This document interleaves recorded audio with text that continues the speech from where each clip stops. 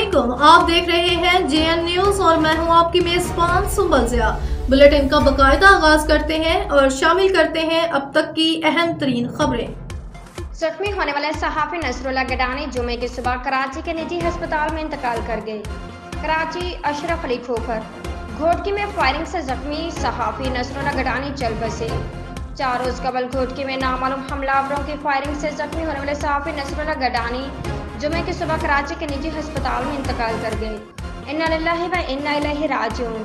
Pakistan federal union of journalists के secretary finance Lala Asad Pathan ने नसरुल्लाह गडानी कत्ल के बेहमाना कत्ल की सख्त अल्फाज में मजम्मत करते हुए कहा है, इस नाकाबिले तलाफी नुकसान पर सिंध भर में 3 रोज़ा सोग का ऐलान करता हूँ।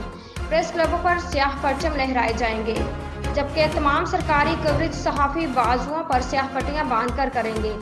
जबकि कल बरोज़ हफ्ता शहीद सहाफ़ी नसरुल्लाह गडानी के कातिलों की निशानदेही और फौरी गिरफ्तारी के लिए सिंध भर में एहतजाजी मुजाहरे किए जाएंगे।